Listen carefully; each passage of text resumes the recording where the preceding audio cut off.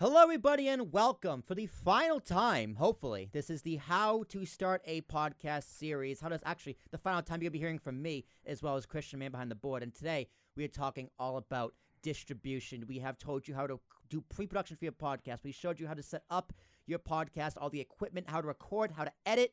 Now it's time to get it out there for the world to see. So that's going to be a lot of fun. Christian, it's been a great time doing this series. It's been a lot of work. It's taken a few months, but this is the end of the stretch for you and me, my friend. How are you? I'm doing well. It's nice to, share the knowledge that we have to people that are just getting started or people that are intermediate and maybe just want some tips. But we're coming to a close and then back to business as usual.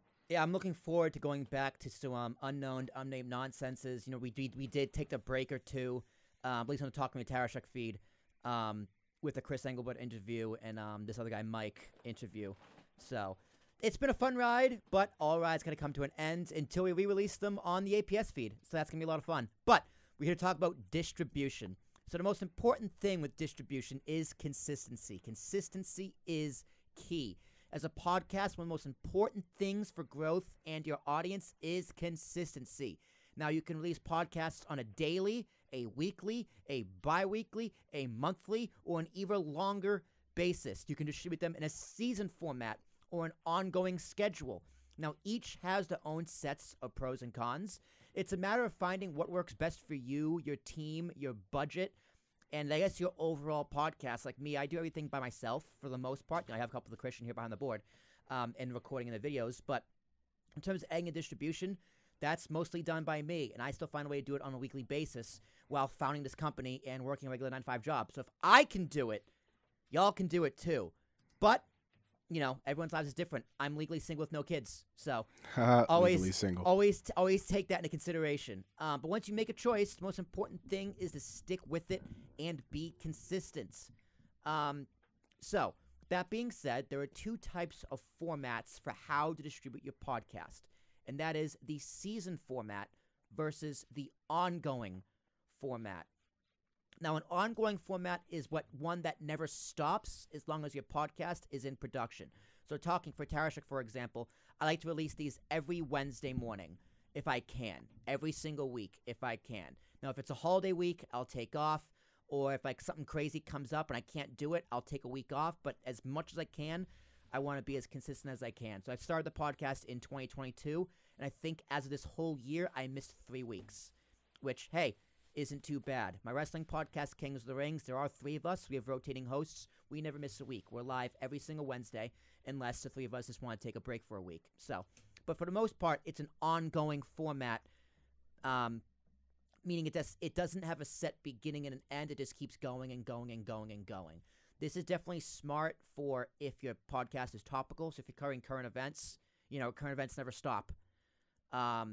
So think of it as it can be a weekly podcast with a guest. It can be daily motivation. Some people do 5-minute wake up in the morning podcast for motivation. A Sunday morning talk show. Either way, the podcast has no end in sight, just keeps going. Whereas a season format is one that has a set beginning and an end point. So say you're doing a podcast covering The Bachelor and The Bachelorette, or any reality TV show. Right? That season has a beginning and an end. So your podcast would follow that season. Or if it's a sports podcast, the NFL season's wrapping up relatively soon, you could do a football podcast on the beginning and the end of the season, or even go into start at spring training or whatever they call it, or like winter meetings for baseball. So anything that kind of follows a natural season. Or if you have an outdoors podcast, like a fishing podcast, a fishing season near you, or a hunting season if you're a hunter. Or just like if you just want to take a break and really focus on production, depending on your production schedule. I know one of my very first interviews on Talking with Tarashuk or the Ambiguous Podcast Solution was to pitch this podcast. I love those guys. They're 2 guys from Hofstra, went to school with. They're a lot of fun. They pretty much combine 2 different types of media. So they mixed SpongeBob and Blue's Clues. And they pretty much they write a script, they play games, they pitch an idea for a podcast essentially on their podcast. So they do a season format. So they break it down where they'll do a few months of recording and editing and then release it. And then while they're releasing it, they're recording and editing the next batch. They take a few weeks or a month and then release the next season. So that's also very popular in podcasting. But it really depends what you want to do. You know, you can take a small hiatus and just take a break. You know, this format can be ideal if you're worried about having a time to adequately plan and produce episodes year round. I'd rather give ourselves a few months to take time, pause, and plan. So it's really up to you. Personally, I think the ongoing format fits podcasting better because it's hard to keep an audience engaged if you take breaks. So if you take a break from releasing content and you're not there for 3 months, your podcast is just dead for 3 months. And then it's a little hard for your audience to come back and get back into the swing of things. Like how I consume content, it's very cyclical. It's on my own schedule. I fit creators' content that I consume into my schedule. And if they're taking a break for a few months, it can be a little difficult for me to get back into the swing of things. But, I mean, I totally understand. At the end of the day, it really doesn't matter. There are ways to keep engaging with an audience. So, like, because if I take a week or two off of talking with Tarashuk, I have a bunch of clips that I can post on TikTok and Instagram Reels and YouTube. I scheduled out YouTube videos like 6 weeks in advance. I'm recording this on November 17th. I currently have content scheduled out every day until February. So, that's just how I do things. Christian, do you prefer season or ongoing? Well, I mean, I think ongoing is usually the best strategy just because it's kind of a strategy for success. Consistency is key is the biggest takeaway that I'm getting everything from what you just said. Even examples of TV shows, for example, that were, a hit pre-pandemic. Maybe they're, riding the success of having a successful first season, second season, then the pandemic hits. And, maybe it wasn't until, 2021, 2022 where the next season comes, mid 2021 or, beginning of 2022. And a lot of those shows, they've had a hard time getting people that were very, very engaged and very excited in the first place to come back and, attain the same viewership that they had originally. So I think there's a lot that goes with using the ongoing model.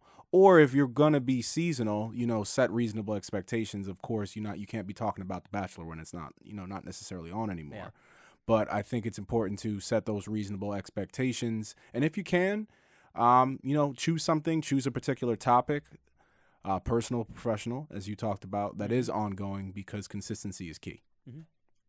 And it comes a lot down to budget, right? If you're doing a business podcast or you're a business running a podcast, you're going to need a budget.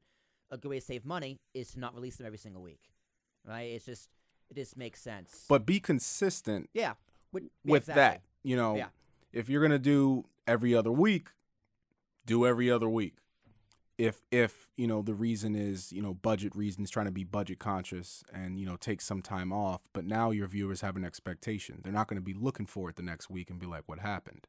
And that's how you get fall off and drop off. Yeah, it's hard to choose the perfect format. Like, what is the perfect format? Well, everyone consumes content differently. Right. So you can release a podcast every day, and that could be very attractive to some listeners, or it could be very unattractive to some listeners. Right. Like I listened to Gary Vee for a little bit when I was unemployed, trying to get myself motivated to get back out there. Great guy. And keep grinding, but he releases multiple podcasts every single day on his feed, and it got to the point where it was too much. I had to unsubscribe, and I kind of realized, Gary Vee is very repetitive. It also depends on your topic. Exactly, depends on your topic. If you're talking about maybe something that's very inspirational and happy, maybe that's something that people would like to see every single day. It's gonna depend. I mean, I think at the end of the day, not to get too deep with it, but we're creatures of habit, and you just got to form that habit for your audience, your listeners, your viewers, all of those things. Yeah, and for yourself. Yeah. And for yourself. So yeah, the most important thing, consistently, whether you choose season it's or like ongoing. what can you commit to? Exactly. Well, yeah, what can you feasibly do? What can you feasibly afford? And what's the gain? Like, what's your return? So like I have someone who distributes with us at APS, where they do a bi-weekly podcast, and it works great for them. But they're like, well, how can I gain more listeners? That's what they always ask me. How can I gain more viewership? Well, the first thing I say is, you're on TikTok. No. Well, that's a problem. I use a podcast on video. No, that's the second problem. But the other thing is like you release bi-weekly, right? So like maybe if you want to get more listeners, release weekly, right? Just release more often. Maybe it's more content out there for people to latch on to. Yeah, your audience could be wanting more. And if you don't know if you don't know, I would say start releasing monthly or bi-monthly, which is monthly or bi-weekly. So once a month or every other week, because it's a lot easier to start releasing more, and it looks better if you're releasing more than if you're releasing every day and cutting back. Right. If that makes sense. Not necessarily a good look. Yeah. Optics. But again, choice is yours. Personal, professional, budget, time constraints. There's a lot of factors to consider. There is no magic wands. Just do what works best for you. But once you do, I also have a saying that I follow when it comes to releasing content, is that everything needs to be everywhere, always. And if that sounds confusing, that's kind of the point. I've heard that somewhere. Yeah. I think I made it up. But in layman's terms, what that means is your content needs to be as many places as possible, as often as you can. That is something I do believe in. Like, I do try and release content on every single platform every single day. It is hard. It's very hard. And sometimes it's not very rewarding. But it is something I believe because there is an audience on every single platform.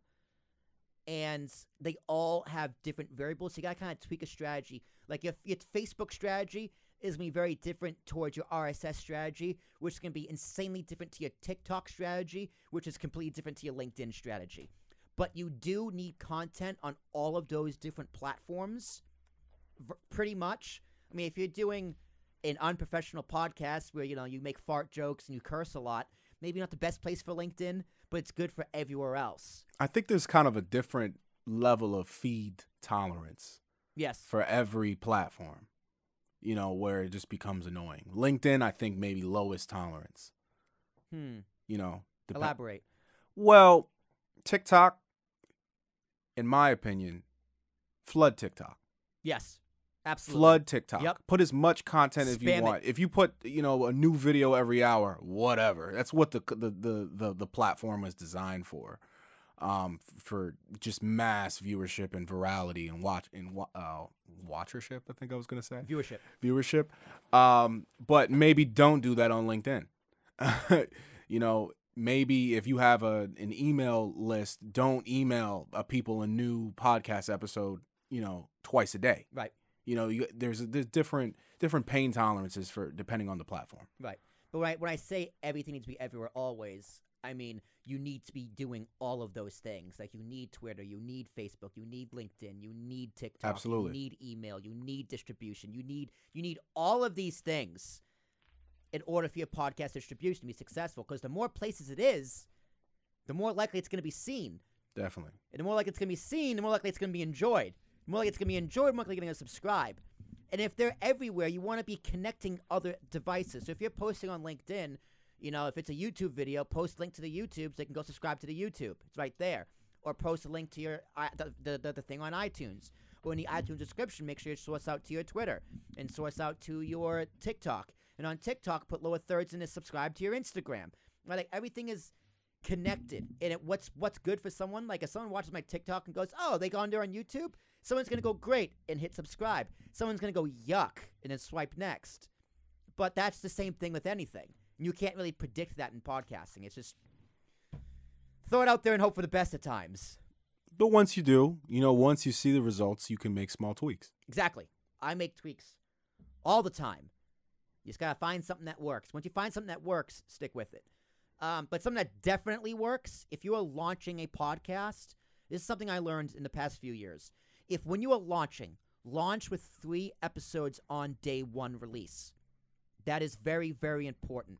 And on top of that, I would have 1 or 2 more scheduled for release that are 100% done. And the reason for that is, 1, it's more likely that iTunes is going to pick you up for the new and noteworthy. Because if you have 1 podcast and you have 3 different options, the audience can pick and choose which one they like.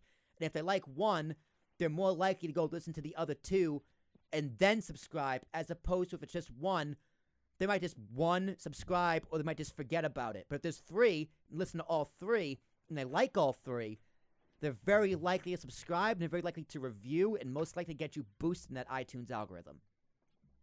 So. Nice. Algorithm talk. Yeah.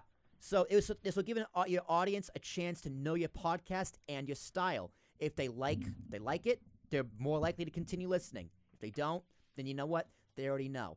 But it's easier to have them listen to more and stay for more than listen to one and hope and fingers crossed they come back. And you have 2 in the bank to buy yourself some time to create more and release more. Like I like for talking with Tarashuk, I like to. I would prefer to have 2 weeks ahead, whereas I have one released on Wednesday, next Wednesday scheduled, and then that week I'm editing the one to be released 2 weeks after that.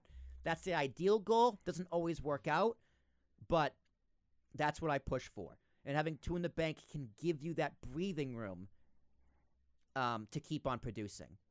And I like that point, because just because you have a set schedule doesn't mean you need to actually be doing the podcast on that release schedule. Yeah. Meaning if you release once a week, that doesn't mean that you actually have to do it once a week. Maybe you start off doing it once a week, you do 2 1 week, and now you're 1 week ahead. Mm-hmm. And then, release accordingly. Yeah. But definitely on launch, it's most important to release 3. Don't release like 8 or 9 or 10 or the full season, because then you're booking yourself into a corner. It's just like, well, now what? Right? Once it's all released, then there's no that season format and like releasing or this one a week or whatever. That's the problem Netflix had. I'm going to say this isn't Netflix binge watch. Yeah. Yeah. Totally different thing. Yeah. You don't typically binge podcasts. At least I don't. People on average listen to probably 2 or 3 podcasts if they subscribe to podcasts, which means in their app, it's a feed. It's their own individual built-in feed. That's why I like Stitcher so much, which we're gonna get into in a little bit. But quality versus quantity. That good old quality versus quantity argument. Christian, I love having this argument with people. What is more important? This is probably the second or third most consistent question that gets asked to podcasters, myself included. Really? Yeah. And so, Christian, I'm going to ask you first. What do you think is more important, quality or quantity of content?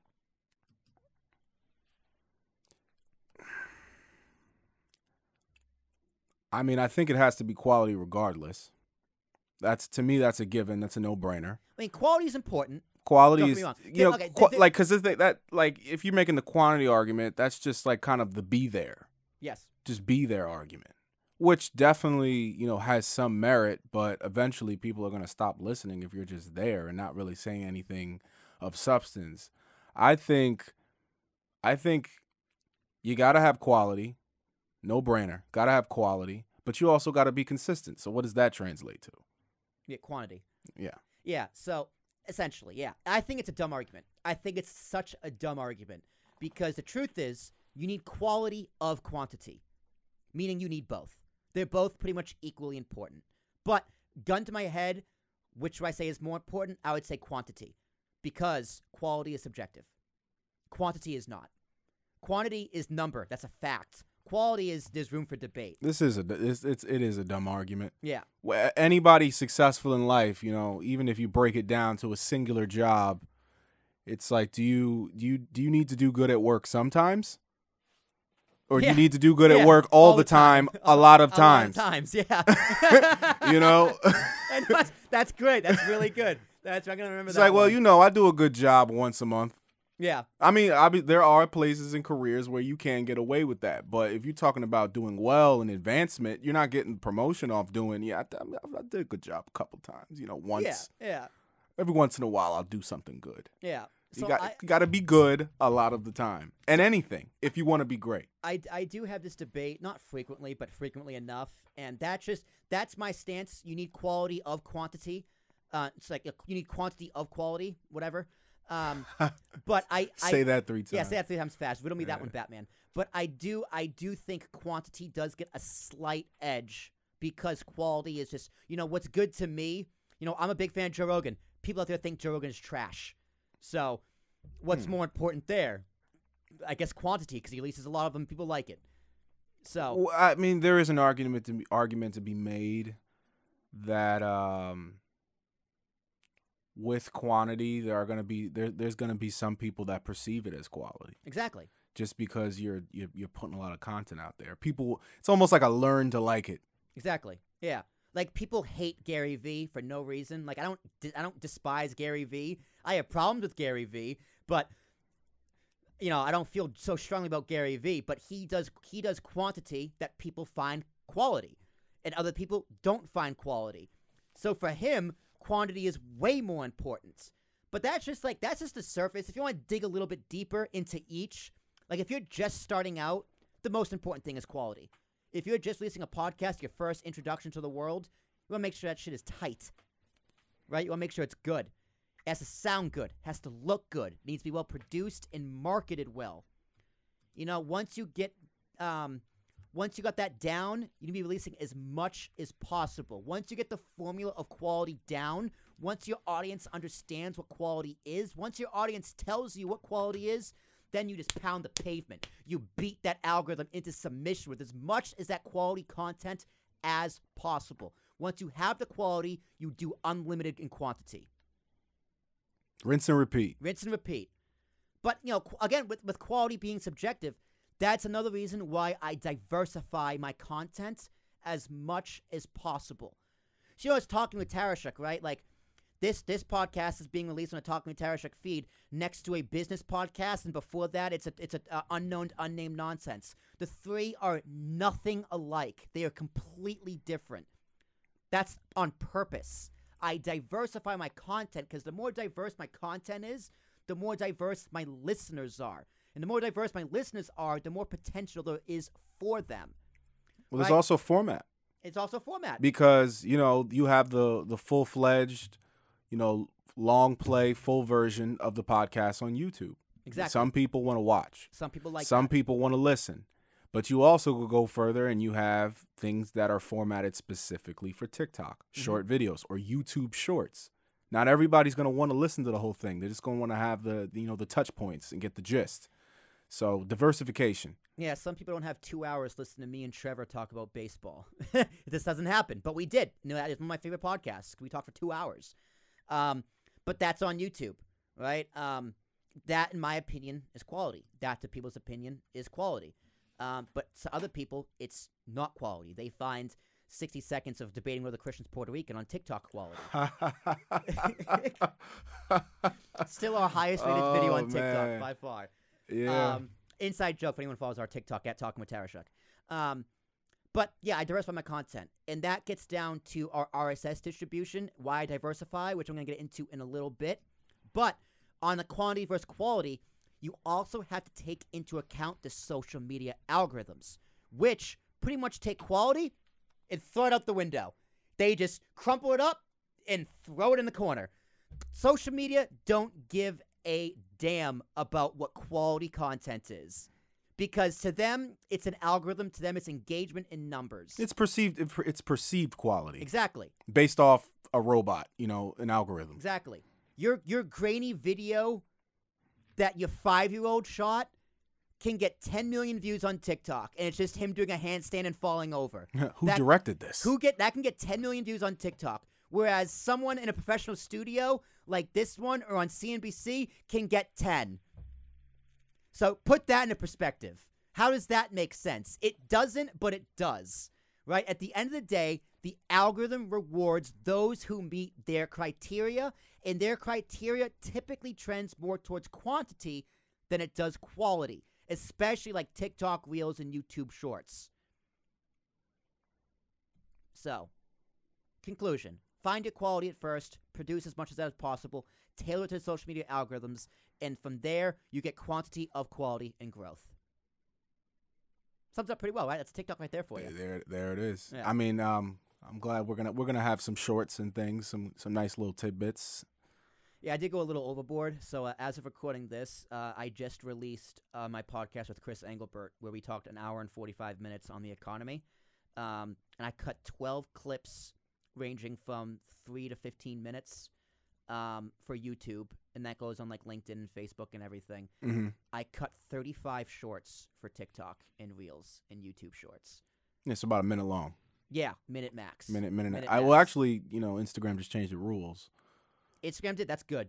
I think it's a minute 20 now. YouTube needs to do the same thing because two of them Might be a minute 30. Two of them were like a minute 15 because I knew TikTok could handle it. I had a feeling Reels could handle it, but if I had to cut on the short, that's fine because I thought that extra 15 seconds was needed for context.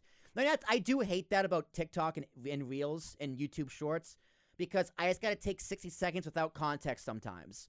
Well, it's basically, sound bites from media where, Exactly. a media outlet, regardless of an agenda-based sound bite to get a reaction. Yeah, exactly. And you have no context. It's quick. It's just the headline. I mean, that's essentially what it is. And I hate it. On social media. I despise it. Clickbait. As a content creator, You don't like clickbait? You don't like clickbaiting people? As a podcaster, as someone who considers this an art form, I hate it. It goes against everything I believe in with podcasting. Well, because you're about relaying, all the information, all the facts. Yeah, I'm about talking. I'm about engaging. I'm about 3-hour conversations if I could have them. Which one day I will. One day I will do the Rogan format to a T, but, as I'm building, it's hard to convince someone for 3 hours. Say, I want 3 hours of your time. No. Give me an hour max. Yeah. So, but I do them because that's what works, right? That's what the market dictates. No. If you're stubborn and you're 45 and you only want to post on Facebook, your podcast might not grow that much because Facebook isn't dying, but the people who use it are. That was a little rude, but it's true. Yeah, I mean, these are facts. We're gonna get. These are facts. That was wow. Say it right to the heart with that one. God I damn. mean, I don't think it's 16-year-olds. We know the stats. We all know. Also, my TikTok audience is a little interesting. I'm like, this can't be a reflection on me, is it? When 16-year-olds were on Facebook, I was 16. Yeah.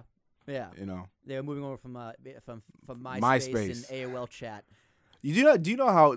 Side note, we'll get back to it real quick. But do you know how difficult it is to explain what MySpace was to someone who's too young? I never had one. You never had one? I believe we're the same age, so I never had one. But you know what it is, though. Yeah. I know Tom and like your music bio thing. You've seen it. It's very blog style. I was trying to explain it to like a 22-year-old, and they're like, I don't get it. Yeah, no one got it. That's why it was amazing. Yeah. It didn't ruin elections and societies yet. Oh yeah, it's before social media had a grip. Yeah, dude. Tom had a grip on the got world out so fast. That dude in a white T-shirt going like this. Yeah, so smart. Tom was everybody's friend. He was on the top. I think it was the top 5 back then. He was everyone's first. He was that mattered back then. You're just like, I'm not on your top 5. What is this? I thought we were friends. I thought art imitates reality. I got so like the saying you can count. Might be top 7. You can count your best friends on one hand. That's the saying. That's what the saying. If you're lucky, you'll get 5 best friends in your life. You can count them on one hand. I agree with that. It's true, and I love saying this about my friend Dave. Dave is 100% on that hand. He just so happens to be the middle finger. Oh, because you got him in order. No. It's because Dave is just like Dave is just like Dave, right? He's that kind of friends. Like you love him to pieces, but it's just like Dave. So you're like, I got this guy. So I'm like, if that's Dave. True, and you can count your friends on your finger, Dave is the middle finger. Oh, I see. I see. Yeah. Now you get it. All right, back to the podcast. RSS distribution. So your podcast, your audio lives on an RSS feed. Now we described what an RSS feed is in our very first episode, so go and listen back to it. Podcasts are unique, in my opinion, because there is no such thing as exclusivity. Exclusivity is dead. It doesn't exist when it comes to podcasting because everything needs to be everywhere, always. Now, think of like Ozark is exclusive to Netflix, or The Sopranos is exclusive to HBO, and that kind of a medium. Podcasts are not like that. They're not like that at all. If your podcast only lives on iTunes, guess what? That's a mistake. If they aren't available everywhere, your podcasts, they need to be available everywhere because that's where the people are. Typically, it's the more, the merrier when it comes to podcasting. Here are the major platforms. And biggest podcast solutions, obviously. We do distribute everywhere, and we offer you marketing and podcast coaching and all that fun stuff on this course. We distribute to 25-plus platforms worldwide. That plus is in case anything else comes in, and we can distribute it there. But the big ones in the States, at least, are Apple Podcasts. Easily #1 platform for podcasting, and it has been for years. They revolutionized the RSS technology. They are the format that every other platform will use. They pretty much copy and paste most of it for distribution qualifications, like the iTunes image for your podcast image. Every platform follows the iTunes model. Spotify, in comparison, is relatively new to podcasting, but it's a platform that's putting a lot of time, energy, and money into podcasting. You know, they introduced video podcasting. They did get Joe Rogan as an exclusive, and they are probably going to try and do more exclusives, which, you know what, Christian, let's do a sidebar and go into the Spotify debate and exclusivity. Unless you are someone like a Joe Rogan who is worth $100 million and has millions upon millions of views per episode, exclusivity is not going to help you. If you are a small creator, Spotify is going to put you in a box and keep you there and own you, in my opinion. Okay. You are better off being everywhere and making your own bargains and being in full control, because Rogan was just so big, it couldn't fail being exclusive. It did work in both of their parties' favors. Yeah. But if you have say a My Favorite Murder, which is like the #1 true crime podcast in the world, I think, or it's up there. If they went exclusive to Spotify, their numbers would plummet, at least for a little bit. They might come back up and stabilize, but their numbers, their download numbers, and their revenue for a little bit, at least at first, is guaranteed to go down, in my opinion, because people have their habits. I listen to all of my podcasts on Stitcher, which is an Android-only device. If they're only on Spotify, I'm just gonna say, okay, it's been a good run. Unless I love it, like Rogan. Rogan's the only podcast I'll go exclusive for. Right. Period. I mean, I think as a creator, why would you want to have if you're starting off, again, like you said, you're not Joe Rogan level, you're starting off. That's what this podcast is for. Yeah. Why would you only want to be in one place? Why would you limit yourself? When you have we're living in a day and age where it's not like as a podcaster, you need to go get a record deal. Yeah. You know, you can put your stuff everywhere. So why not? The more the merrier. Yeah. You don't, you only when you're in a position where you're too big to fail would you want to be exclusive. Exactly. And the power is in the podcaster. The power is with the podcaster. The platforms need us more than we need them. Right. Especially because it's free. If nothing's stopping you, be everywhere that you can. Yeah. Simple as that. Now, you can disagree with me and want to go exclusive, and if you get a boatload of money and you want to take the deal, hey, man, I get it. Take the deal.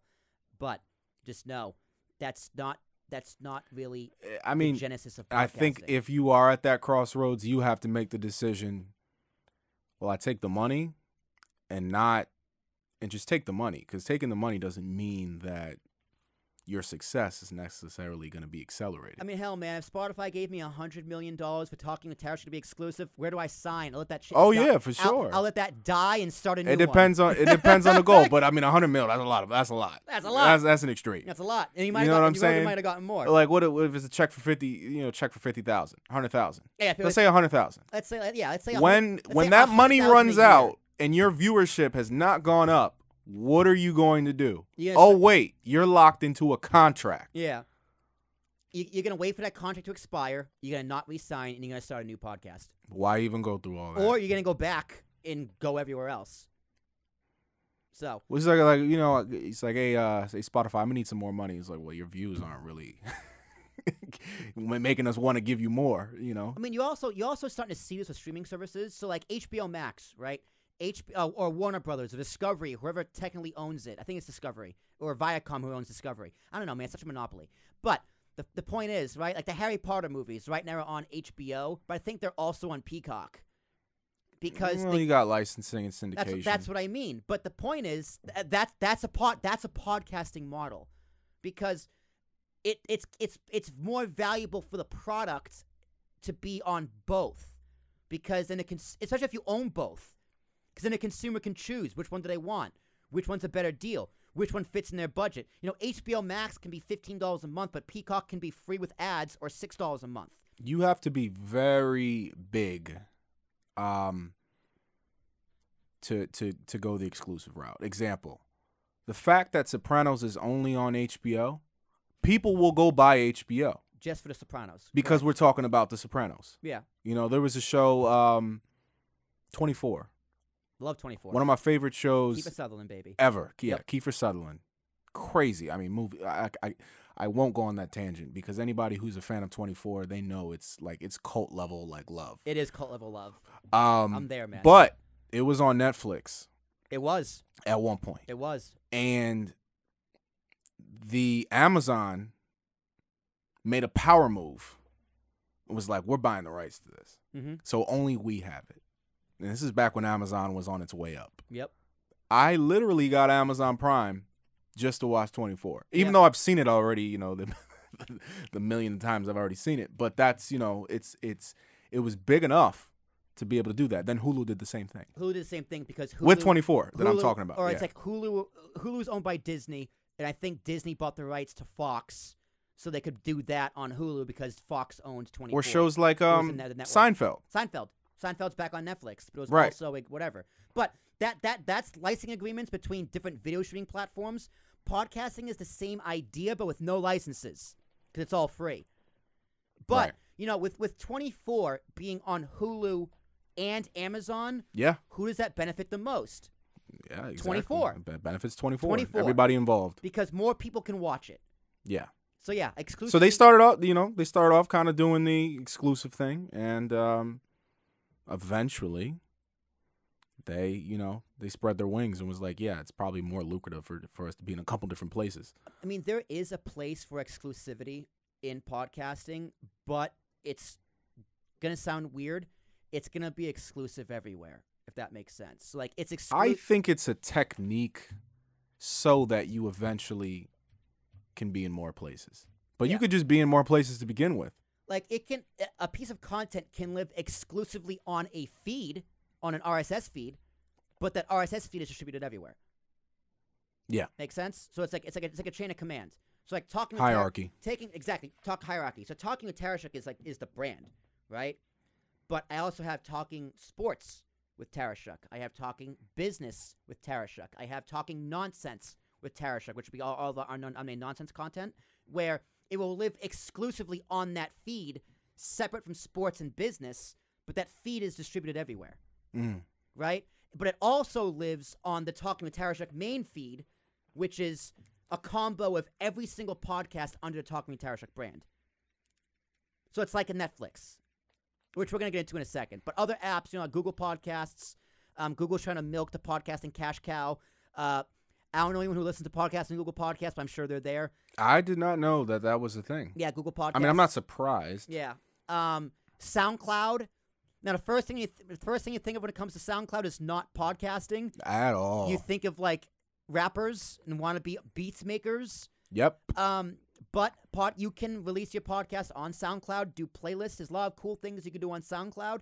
Now, SoundCloud's a bit tricky because you got to pay the $150 a year for the premium. If you're big, do it. If you're just starting out, don't do it. You gotta be worth it. Yeah, SoundCloud is a very much, is it worth it to you? To me, that's a no, but it is an option, and you can be successful if you do it correctly. And of course, your own website. If you're a business, put it on your website. You can embed a player, and it'll update, as well as specific episodes into like blog posts and stuff like that. Now, others include Breaker, Overcast, Pocket Casts, Radio Public, iHeartRadio, Castbox, and others. They aren't as big as other platforms, but it can't hurt to put them there. You never know who's going to listen. There's some that are international. Like there's a big one in Mexico. There's a big one in Germany. There's a big one in Japan. I put them all there as well. I don't even know if people there like understand English, but I put it there because you never know. Like one of the biggest podcasting apps in Italy might not be iTunes. In fact, it's definitely not iTunes. It might be Google. It might be Stitcher. It might be Spotify. I have no idea. But you want to make sure it's there so they can find it and at least give them a chance. Yeah, I mean, I would circle back saying one thing. podcasts at this point, a podcast itself isn't monetized. Right. So there's no bidding war. Right. Why not have it everywhere? It's not like this person's going to pay you more than this person. This platform's going to pay you more than this platform. Have it everywhere. All you're looking for is views. That's the goal. Because it's not a monetized medium yet. So how do you get your podcast on these platforms? Basically, you submit your RSS feed to each platform. It sounds complicated, but no worries. We at APS take care of all of that. Part of our service is managing your account and whatnot. We take care of the rest. We create your code. We feed. We code it. It's just your RSS feed pretty much breaks down into a link. We will distribute it to all those 25 platforms, and if anything comes up, we'll do it. A lot of it's automated, so if you upload it to iTunes, iTunes owns other apps. Like I think Overcast they use iTunes API, whereas there's 4 or 5, maybe 6 of them, where if you upload it to iTunes, it automatically gets retransmitted to those without you have to do anything. And then also, we can give you a link to your RSS feed, where if we miss one, or if you want to do another one, you can manually submit it. Like something like Player FM, I think is what it's called. You can create an account and manually submit it, and you can get access to all your stats on the back end, as opposed to going through us. So, plenty of options. But one thing that we do exclusively, there's that word again, at least to my knowledge, I have looked long and far from other hosting apps, like an Anchor, which is free, what's that other one? God, it's blanking on me. I'm not doing this on purpose. Like a Transistor, the green one. God, this is really annoying. I can't remember the name of them. My friend uses it. Spreaker. Spreaker's one of them. They all offer different things in terms of distribution, but none of them offer posting one piece of audio to multiple RSS feeds. That is something we here at Ambiguous Podcast Solution separates us from everyone else. Once our app is finished and out there, you can have what is called a network feed. That network feed is all of your content. So I'm going to give an example for Talk Me Tarashuk. I'm going to give an example for realtors and a example for a sports network, like an ESPN. ESPN should do this. So let's go with the realtor first. So say you run a realty agency here in Montclair, like Red House Realty. You would have one RSS feed with all of your realtors. So I am a realtor, Christian is a realtor, and his cousin Greg is also a realtor. And they each have properties. You know, in the previous example, in the previous episode, I gave why realtors should have podcasts, because it's an example for them to show the property, videos, this, that, and the other, etc., etc. Now, those all need to live somewhere. So you're going to have the network feed, which is the big bubble, Red House Realty, which is going to have Greg's episodes. It's going to have my episodes. It's going to have Christian's episodes. It's going to have Catherine's episodes, all in one feed distributed everywhere, right? So anyone who's interested in just that realty and wants to find a realtor can go and listen to those podcasts and find a realtor they want to work with. But also, I'm going to have my own feed. Christian is going to have his own feed. Catherine's going to have his own feed. And Greg is going to have his own feed. So on Spotify, when you type in Red Roof Realty, you're going to get the main feed, which is all of our podcasts. You're going to get a feed for me, which is just my podcast and my listings. You're going to get a feed for Christian, which is all of his listings, and et cetera, et cetera. Now, the purpose of this is to not spam, but one feed with too many episodes can be very confusing, whereas all of my properties are much more organized. And if I am selling to a family and they want to suggest me personally, they can send them to the feed, my feed, and say, here's Will's properties. Or if I do a bad job, but they found a house and they go, you know, Will wasn't that great, but the realty gave really good discounts and rates and mortgages rates. Here's the feed to the entire agency. Ignore Will's episodes. Look at Christian's. Look at Catherine's. That is a business tool you can do. Now, you can technically do that right now with podcasting apps, but for Anchor, you would need 4 accounts on Anchor. You need to log in and out of 4 different accounts. For Spreaker, same thing. 4 different charges. For the green one, Libsyn. That's it, Libsyn. For Libsyn, the same thing. You might be able to manage them, but you got to copy and paste the posts for every single feed you manage. Like a Transistor, you can have as many podcasts as you want, but you can't post one piece of audio to multiple feeds at the same time. At Ambiguous Podcast Solutions, we can. So your actual home page is going to be upload your audio, put the title, the description, the artwork, categories, but also a little box that podcasts that are associated with your account. So me, as a podcaster, I would upload my audio. It would go to Red Roof Realty, check. It would go to it would go to Will Tarashuk Realty, check. When I hit submit, that one piece of audio goes to 2 listings on iTunes, 2 listings on Spotify, 2 listings on Google, 2 listings on Stitcher at the exact same time. That's huge. That is a huge networking opportunity that you can do for your business. And as far as I know, we are going to be the only platform that can actually do it. Not just Realty. You can copy and paste this for anything. So take Talking with Tarashuk.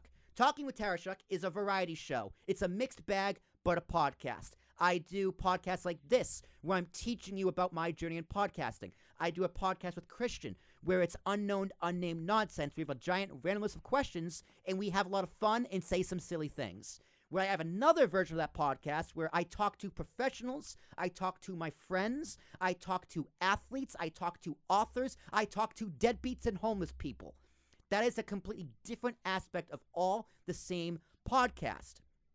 At the top, we'll be Talking with Tarashuk, where I release all 3 of those branches. It branches out into a bubble. Think of like a pie, not pie chart, the bubble chart, right? So all those live under the nucleus.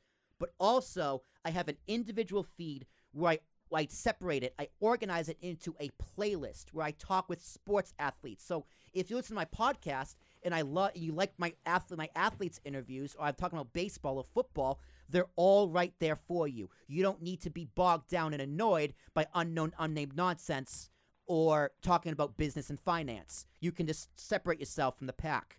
Or if you really like unknown, unnamed nonsense and you're a college kid and you like just saying ridiculous things, you can subscribe to the unknown, unnamed nonsense feed and completely skip the baseball feed because you're a theater major. So the point of this is it is a way for you as a podcaster to organize your content like a YouTube playlist, and it's also an opportunity for your audience to pick and choose their path at what they want to listen to. Now, the benefit to that is all those downloads, it all adds up to one giant number. So your main feed, that main nucleus, might be a low subscriber count, but that's okay. That's by design. The business aspect might have a lot of downloads. That might be really, really popular. That's okay. That's by design. And the reason I will do that is because I will tailor and target ads to each and every single playlist. So say for the Talking with Tarashuk, the main feed, say it has 10,000 downloads a month, right? Those are people who listen to every single one of my verticals. They subscribe and like every single one of the bubbles. They are most likely to buy what I am selling. They are most likely to subscribe to a Patreon. They're most likely to buy this merch, which is actually real. You can buy this. They are most likely to support another podcast I shout them out on. That's fine. They are my hardcore listeners. Whereas the sports branch, Talking Sports with Tarashuk, they are more likely to buy, say it has 100,000 a month, they are more likely to buy ads from a sponsor. They are more likely to buy a Blue Chew ad. They're more likely to buy a MeUndies ad. They're more likely to buy sports supplements ads. So you advertise differently per feed. And you can do all of that from one account on one, by uploading one piece of audio to multiple different RSS feeds. A sports network, ESPN. ESPN has like different vertical podcasts. You can get even more meta with this, right? All the baseball podcasts on like MLB Tonight or MLB Network, or if like not Keith Oldman, he isn't on ESPN anymore, or if like whoever's on ESPN, like if Charlie Caruso does one or Charlie Arnold does one, She can have her own feed. If that really cute guy with the gray hair that girls like on ESPN, I forget his name, Seth whatever, if he wants to do one, he can do one. If Stephen A. Smith wants to do one, no one will listen to it, but he could have one, right? People hate it. People listen to it because they hate him. You can divvy it up however you want to divvy it up. And you can do that all from one account by clicking boxes, and it'll be on Spotify. You can have 4 different listings on Spotify by uploading a piece of audio once. How is that, Christian? I need a glass of water after that one. Hey, man. Nail on the head. That is. But you can do that where? Ambiguous Podcast Solutions. All right. Once the app is finished. Be clear about that. Yeah. So, yeah, like right now, it's in development as recording this on November 17th. It is in development. At first, it is going to be in alpha form where we control all the back end, and once it's ready for the public, you'll be able to do this all by yourself. We're going to be looking for investors. We're looking for fundraising, so all that's going to be coming soon. But that is the crux of Ambiguous Podcast Solutions. That is what separates us all from the pack. That is what Jared and I talk about when I talk about the napkin. This really is the crux of my company. That is my great grand idea. I just spilled it out all for you. Don't fucking steal it. Got a copyright trademark between after this, before we release this. Yeah. But that's the company in a nutshell. That huge rant, that passionate, invigorating, I need a glass of water rant really is what separates Ambiguous Podcast Solutions, at least in theory right now, from everybody else. And the app is in development, and once that's ready, we're going to take this shit by storm. Well, simplified, user-friendly path to success and more viewership. Now, there are reasons why other platforms do not do this. Now, for one, let's take Anchor, for example. Anchor is the biggest one because, one, it's free, and 2, Spotify owns it. Now, how it makes sense for their business model is they don't allow you to post to multiple feeds at once. I'm assuming, this is a guess now, I don't work there. I don't know anyone who works there. This is me just pontificating. It's because they get money off of number of users on the platform, number of accounts created. So I have a wrestling network, Wrestle Act Radio, which Kings of the Rings is a part of, and we currently use Anchor. Now, under that feed, under that account, there's Wrestle Act Radio, there's Kings of the Rings, there's Fretzelmania, there's Young Lions Perspective, and there's like Wrestling with Impact. So that's 5 different accounts, right? Whereas for a biggest podcast solution, you'd be able to manage that entire network from one. Now, what's more attractive for Anchor? 5 accounts or 1 account? And seeing as that when you create an RSS feed, it automatically goes to Spotify because Spotify owns it. What's more attractive to Spotify? 1 account or 5 accounts? The 5. It's a little more annoying on the consumer. It's a little more work. But it's a strategy. It's a strategy. It makes more sense for their business model. I am banking on the consumer. I'm banking on the podcaster. I'm banking on the people more than just the strategy of corporations who I don't fully understand podcasting the way I do, at least. I think my philosophy is much better because I thought of it, obviously. But, no bias. Yeah, a little bias. But I think that's why all these platforms don't do what I thought of. And maybe I'm wrong. Maybe they see something I don't. But I'm putting it all on black on that one. Yeah, I'm betting the house. I'm betting Red Roof Realty on that one. It's like that Red Roof Realty. Is that real? I don't know if that's real or not. Well, I noticed you said Red House Realty. Red House Realty? Then you changed it to Red Roof. But either way, pretty good titles. Whatever. Red House, Red Roof. I like Red Roof better because Red House is kind of weird. Who wants a Red House? Who wants a Red Roof?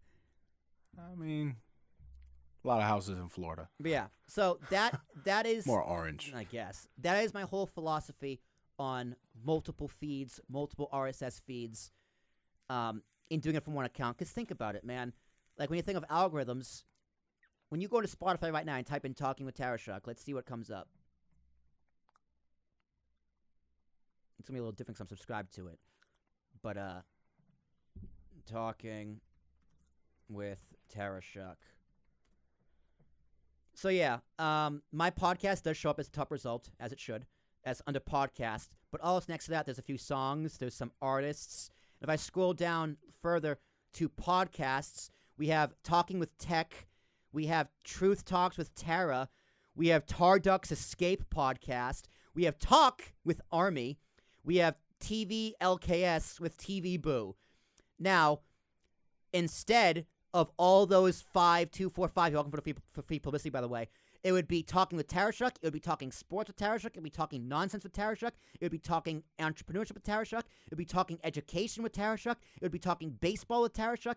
But the point is... Who are we talking to? Tarashuk. Oh. But the point is, there's just more listings. And then people can go, oh my God, what is this? I like baseball. Okay. Oh, he interviewed Chase Utley?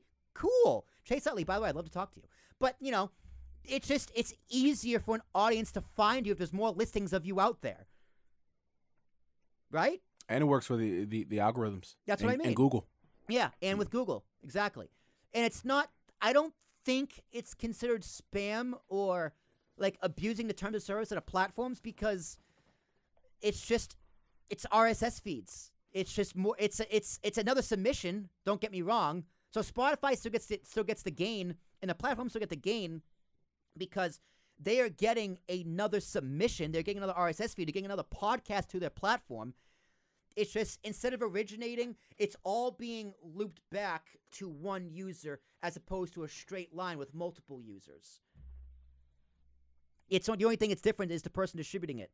And I don't think they care about the person distributing it as long as it gets distributed. So. Semantics. And then it's a matter of statistics. I need to double check on this, but if you can track statistics based on the audio file, you're gold. You don't need to do the math and try and add up different feeds and hire an internist to do math. Like, what's 30,000 plus 15,416, right? It's just, it could all be aggregated through the app via the audio file, which is stored on either our own servers or on Amazon servers. But that's all technical mumbo jumbo that Nathan needs to figure out and Nash needs to figure out because, they own the company as well.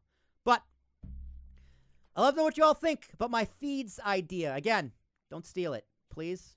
I'll be very upset if, Amazon's like, guess what we have? Because they also release podcasts on Amazon Podcasts. Actually, it's Audible. They release their podcasts on Audible. So, do that as well. Any thoughts, Christian? No. Great. I'll just keep mumbling to myself over here. What time should I? What time? My throat's getting dry, man. What time should I release my podcast? This one's tough, actually. I don't know, and I honestly don't think it matters. Look at the individual platform, like Instagram, for example. It offers insights. When your users are most active, when they're most online, breaks everything down for you. That's true. But every platform, most platforms, they have these insights, and it's going to vary. But I think that's the way I would do it.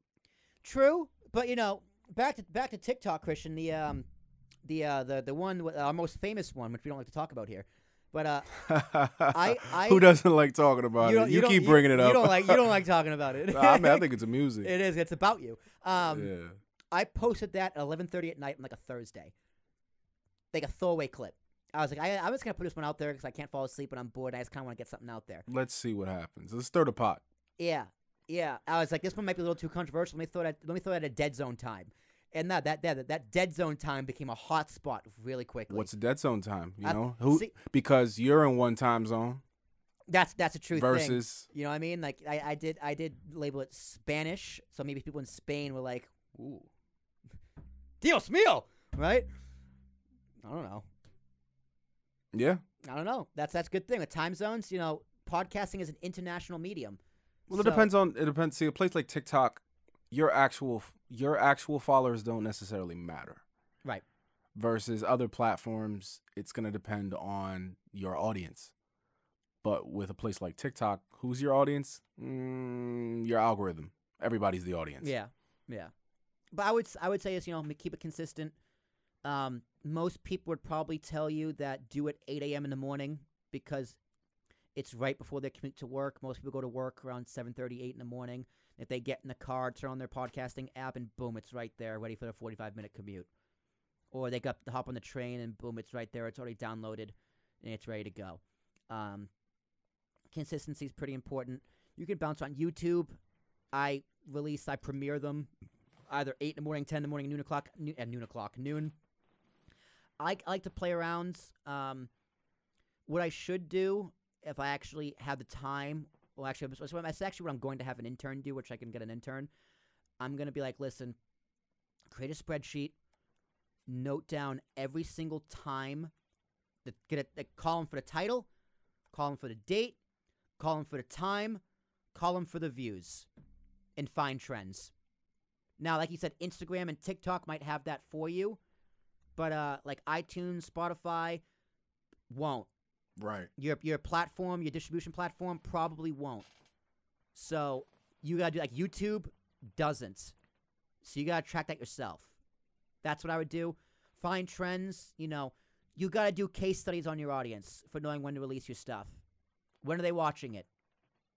And then from there, be consistent. Like for me, my YouTube channels, I know that they release a bunch of them right at noon. Monday, Tuesday, Thursday. And then Wednesday, Friday is another thing I'm not too keen of, but they release them at noon. So I'm conditioned to know, okay, noon, let me check the videos, and I can clear out what I want to watch and what I don't want to watch. Other people, it's completely random. Other people post their clips on weekends. So I kind of know. And honestly, it's funny. On my YouTube feed, other than the fact it says 3-4 days ago it was posted, I can tell what time of day it was posted or what day it was posted based on where I am on my YouTube feed. And same thing with my Stitcher feed. Like, I know my favorite wrestling podcast releases Friday morning. Joe Rogan is like 3-4 times a week, pretty much randomly. So, it's a pleasant surprise. You know, sometimes random is good, but you got to figure out when to do it with the audience and what works best for you. Because you can always schedule. You can schedule anything. Like right now, I have all the clips. That's another thing for actual. Multiple RSS feeds, clips on the RSS feed. There's gonna be a different RSS feed talking with Tarashuk clips, talking with Tarashuk full shows, and everything else. So, social media distribution. I believe Gary Vaynerchuk is one that said, if you aren't creating content for your business on the internet, then your business might as well not exist. I'm paraphrasing, but that's essentially what he said. Basically, if you're not on social media, and you don't have a strong presence, then your company or your business, as well as your podcast, will fail. Social media is everything today, and everyone is on it, so you need to be on it too. Including Facebook, Twitter, Instagram, LinkedIn, YouTube, and TikTok. That's 6. So each platform has a different strategy, audience, and criteria for content. I'm going to give my opinion on how to target each platform, as well as kind of content you should make. Please note that each strategy may change based on the type of content you create. Remember, is the P stand for personal or professional? Also, keep in mind, I could be completely wrong. These are my opinions. So, without further ado, Christian, are you ready? I'm ready. Facebook. Facebook is the oldest and most successful social media platform out there. Facebook was founded in 2004 and has changed the way people communicate for better or for worse. What you're going to need to do is create a Facebook page for your podcast or a Facebook group once you actually find an audience in a building a community. Because community is very, very important with marketing and promoting your podcast. If you don't have a community, then you're talking into dead air. And a Facebook page creates community of fans who follow, comment, and share your content. Now, I think pages aren't as prioritized in Facebook algorithms as they used to be, but I still think they're very beneficial. If you conduct research for your podcast, it's a good place to list your sources, use links, tag the creator, use hashtags, tag your guests.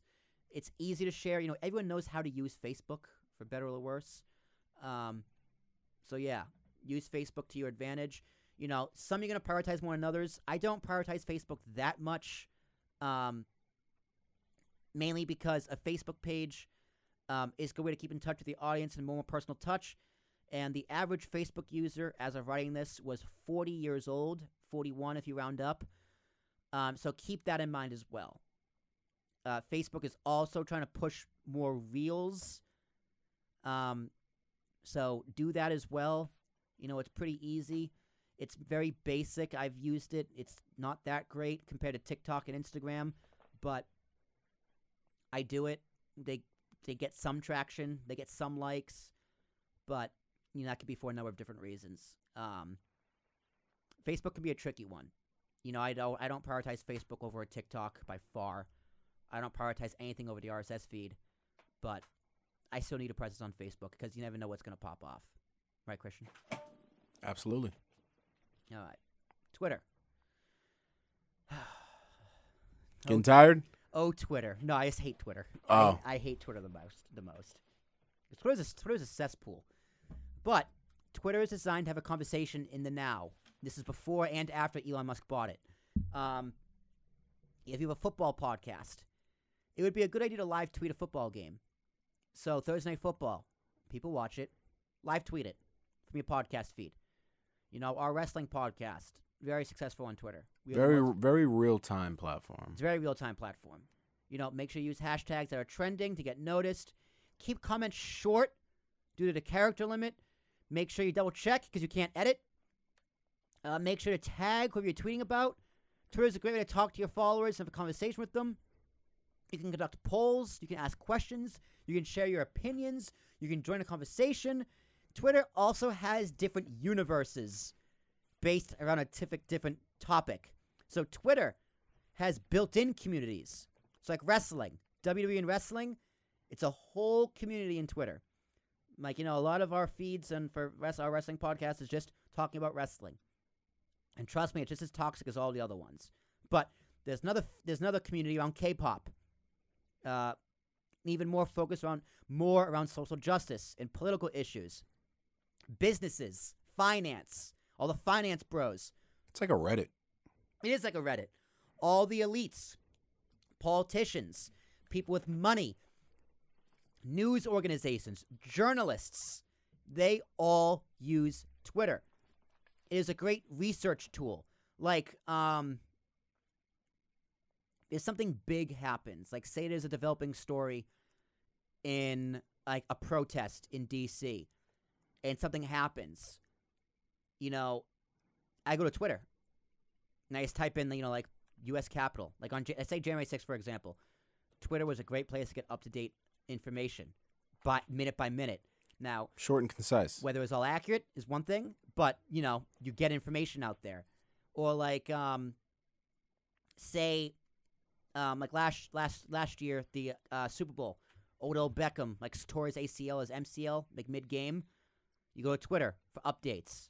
You're going to find updates on Twitter before broadcast TV. It tells you that he's not coming back for the second half. Stuff like that. Find your corner of Twitter and thrive in your niche. That's what Twitter's for. Not the best place for posting content, I've learned, but good luck. Twitter's also a great research tool, which if you do a current events political podcast, you can search trending hashtags and see what people are tweeting about. So, like, when Nash and I did a American Minutes, which was a current events and political podcast, we would do Journey into the Comments, which is where we just read people's tweets and how insane and crazy they are. It was really fun. So that was a lot of fun. Are you on Twitter, Christian? I have a Twitter account. I haven't been on Twitter since, I guess, the social media boom, really.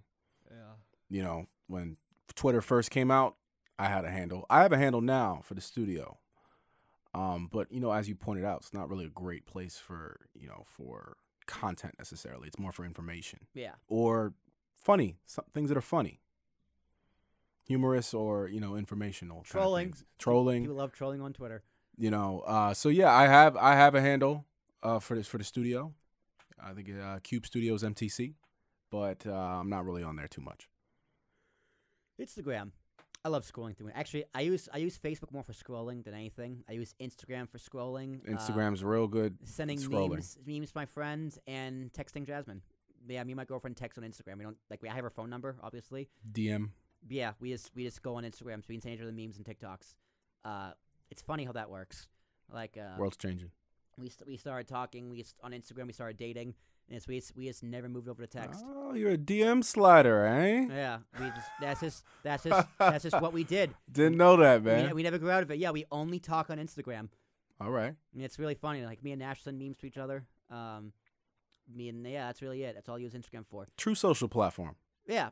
It's very social. Instagram, at least it was all about photos, but now it's all about Reels. Instagram really wants to be TikTok, so they're pushing Reels heavy, very hard, to the annoying amount. But keep in mind, Instagram is huge among young adults. Instagram's most popular users are young. 67% of them are between 18 and 29 years old. Glad I'm still in that demo. So keep that in mind when you create content. Use a bunch of hashtags. They love a bunch of hashtags. I think the limit for a post is 25. If you can make it 25, use 25. For whatever reason, it works. And then tag whomever you're talking about. You can do the collaborate feature, which is pretty cool because you can go on 2 feeds at once. Sound familiar? Instagram? Huh? Sound familiar? And your strategy will change based on the show, but focus a lot around yourself. Instagram's a good place for behind the scenes. Instagram is more personal social media platform out there. Use it to show yourself off. If you have a health and fitness podcast, post photos of you in the gym, before and after pictures, your diet. If you do the juice diet, do like a reel of you grinding up the juice. I don't know why I did the grr sound, but I did. I was say, well, could we get another? Use Instagram Live to interact with your fan base. That's something we want to do with Unknown Nonsense, going live on Instagram, but that's kind of hard because we're in a studio and not on our phones. Like, Instagram is very phone-heavy, which is annoying. I wish their web base was a little bit better, but hey, maybe Elon will buy that and fix that. In time. Yeah. Instagram's also a great place for memes, and use them to your advantage. Honestly, I would honestly, not even kidding, make a job title Meme Lord. Your job is just to post memes about my podcast. That is your job. It is interact, build a following, build a community. A lot of people look to Instagram to laugh and to see a quality meme. If you're a motivational speaker or deep into yoga, you can find motivational and inspirational memes. They're cheesy, but they're effective. They're weird and they're creepy, but they're effective. If you're a sports podcast, you can post a meme of a stat or an inspirational quote, or the meme craze currently of LeBron James lying to everybody, which is hilarious. Absolutely hilarious. You have to fill me in on that offline. Yeah, offline. So yeah, apparently, like LeBron James said, like he was listening to Meek Mill in the gym in like 2010 when Meek Mill didn't release an album until 2013, like stuff like that. I think that's what really kicked it off. He's getting fact checked. He's getting fact checked hard. He's like lying in interviews, but like people he helped promote and He's stuff. like, this guy wasn't out yet. Yeah, so the meme is just like, man, I told JFK not to go to Dallas in 1962, but he didn't listen to me. It's a shame. Right. So those are the memes going around. It's hilarious. And then Reels. Post Reels. And when you're posting Reels, it's weird. So like, I always try and put music under my Reels. I try and do stickers. I try and do text, and I try and do filters as much as possible, because Instagram wants you using their platform. They want you. All this data is being collected. They want you. Time on app is super important to them. So if you spend more time creating your reel and using their platform, they're more likely to push you in the algorithm. If you just post it from TikTok, or if you just post it from a social media post like a Hootsuite or a Social Pilot, they're less likely to push you because you're just doing a cheat code. I actually saw a study saying that if Instagram releases a new feature, use it. Use it. Right away. Mm-hmm. Don't wait. Use it right away. Because they're going to push it. And I also heard that people that do that in practice actually get some of the new features before everyone else. It's like there's a little asterisk next to your account. Like, oh, this person's a feature user. Let's give them the feature first before the rest of the world has it. Yeah, that's pretty cool. Yeah. Like when YouTube launched Shorts, man, I should have done it all on that. I should have done that so quick. Like, TikTok has these nows. I don't know what they are, but I saw them like, I should probably be using these, but I don't know what they are, and I don't really care. So that's my problem. But yeah, Reels aren't going anywhere.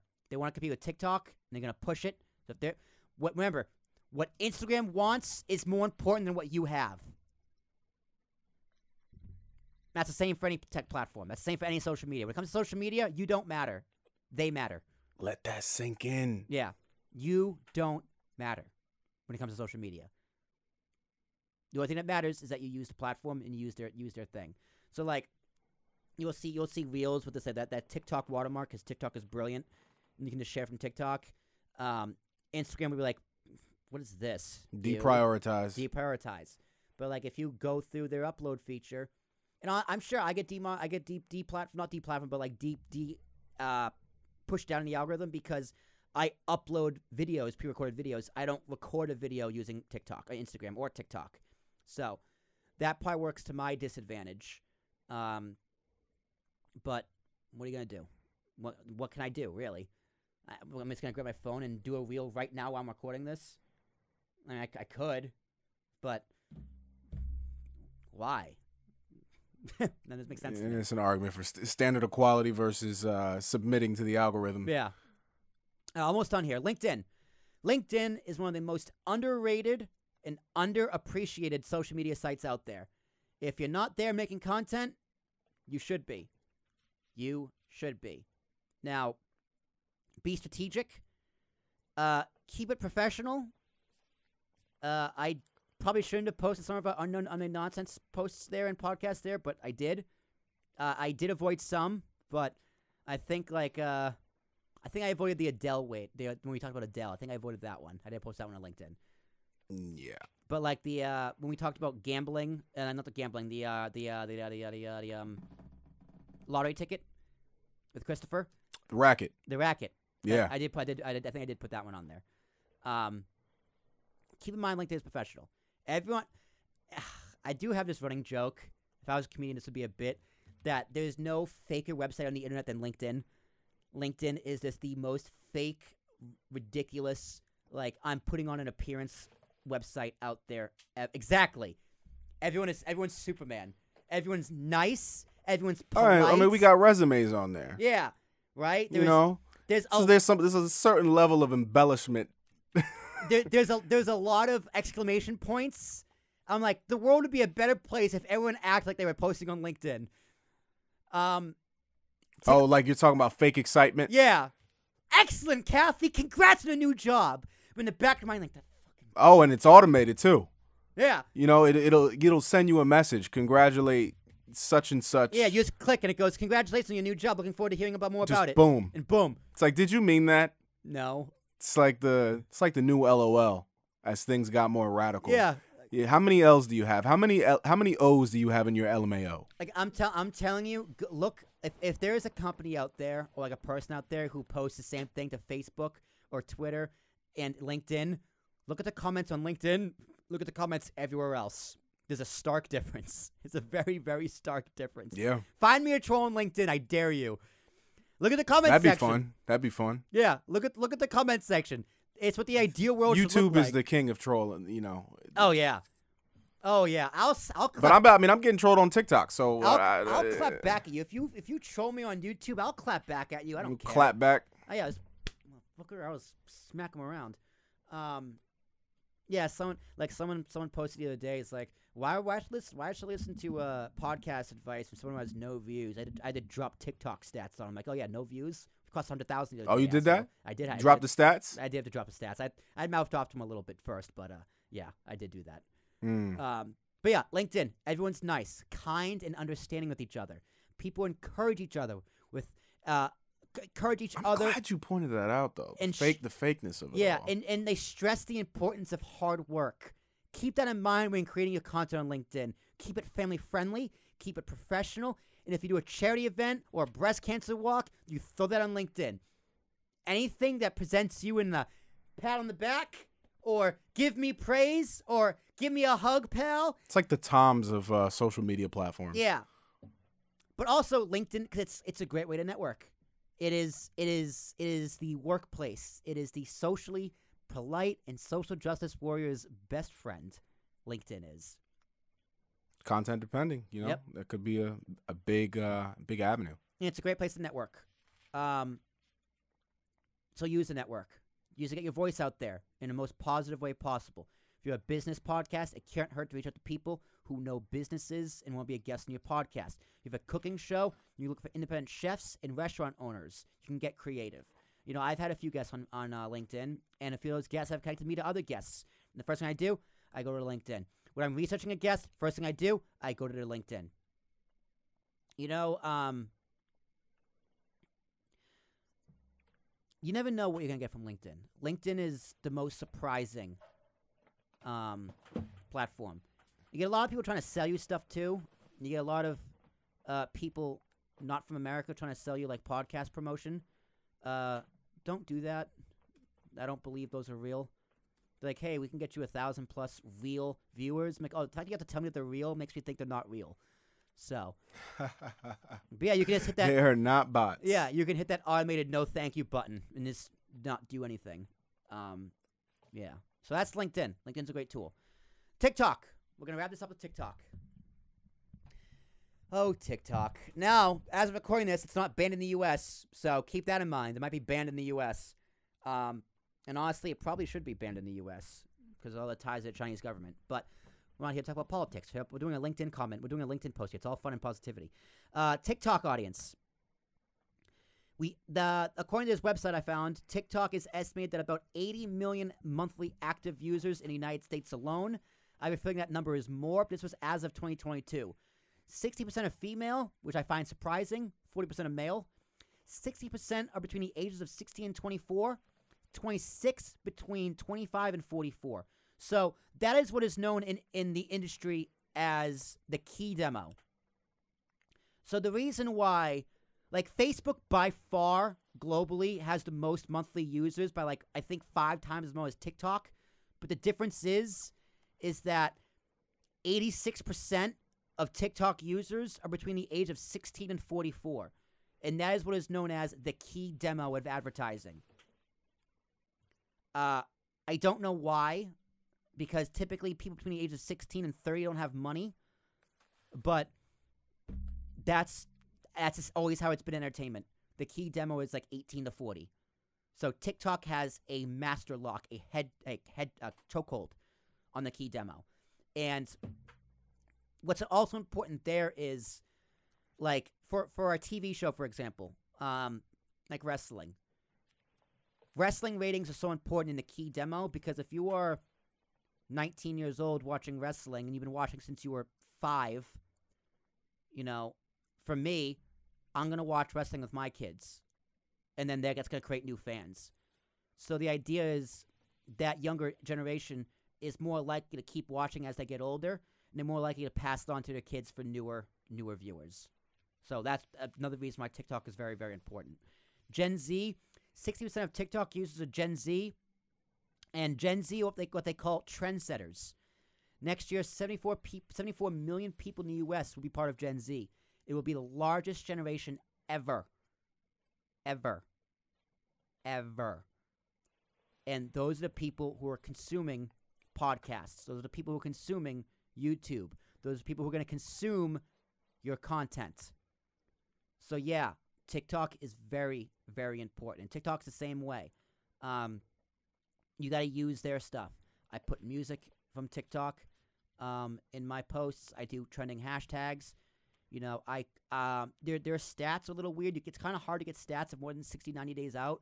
So every single one of my TikTok posts has a hashtag talking with Tarashuk in it because it tracks how many people have viewed videos with that hashtag, which is also useful for trending hashtags.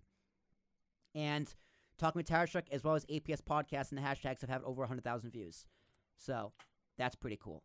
So use that as a way to trend with the audience. The way I use TikTok also, if someone likes or comments on my video, the first thing I do is follow them immediately. First thing I do is follow them. And I'll like one of their videos. I don't care what their content's about. I don't care what their content is saying. Sometimes I don't even watch the video. I go and I hit the like button. Why? Because I'm trying to get them to like mine. I'm trying to get them to follow mine. Also, I use it as a barometer. So currently on TikTok, as of recording this, I have 300. Oh, I just gained a new follower. Very nice. I have 325 followers, and I am following 1,526 people. Now, that 1,500 number is a gauge for me, so I can tell people I have had 1,500 unique people engage with my channel. Whether it's viewing my account, whether it's liking, whether it's subscribing, whether it's commenting. And that is just public accounts. That number is also larger because people are private and you got to request them and they have denied me for whatever reason. So that number could easily be around 2,000. So I've had 2,000 people engage with my channel in one way, shape, or another. That's part of my TikTok strategy. And that's important. So yeah, you have to be on TikTok because that's where the people are. As much as I hate it, as much as I despise it, as much as I hate using it and I hate watching it, I put my stuff on there because it's by far where the Talking with Tarashuk podcast is most successful. Nice. Yeah. Nah, you really sold me on TikTok. Yeah. Yeah, they can hire me as a salesperson, right? Hey, G, give me a call. Really sold me on TikTok there. Dude, I hope I didn't. But yeah, that's our series. That is everything you need to know in the world of podcasting, from coming up with an idea, a name and logo, buying equipment, getting the editing software, recording, setting up equipment, editing, distributing, and then social media and beyond. There's other episodes here with marketing from Jared Laverne. There's other episodes here with how to use our app once that is finished with Nash Moore. Once that's ready, I'll probably be actually a long time before that's ready. But I hope this helped you. Like, share, subscribe, all that fun stuff. Anything I missed, anything you guys want me to cover, let me know. And Christian and I can run it back. Christian, any final thoughts? No, I mean, I think we really took him through the whole gambit. From starting off, picking your topic, distribution, social media, all of the platforms, best practices. I think we did a pretty holistic how-to series here. Yeah, when it's all said and done, we're going to have about between 8 and 10 episodes, probably close to 20 hours of content. That's not true. Probably between 15 and 20 hours of content. All the clips, edit files, all the data, because I got to do the Talking with Tarashuk graphics. I also got to do the APS graphics when it releases on that feed and all those videos. It's probably going to be close to a terabyte of data. Yeah. Yeah. So all that on How to Learn a Podcast. Is this free? Yeah, this is all free. Oh yeah, free. Yeah, all podcasts, all of our podcasts are free. Yeah. If you want me to be a guest on your podcast, though, eventually, if you want to be a guest on my podcast, that might not be free, but for now, it's free. So, if you want to be a podcast while it's still free, if you want to be a guest on the Talking with Tarashuk podcast, reach out to me, will@apspodcast.com. That's WILL at APSPODCAST.com. And yeah, we'll get you on. All those are going to be on the Talking with Tarashuk feed. This podcast is also on the APS feed. And honestly, down the line, whatever the other feed we feel makes sense. So, thank you all for listening. We'll be back next time. But until then, y'all take care.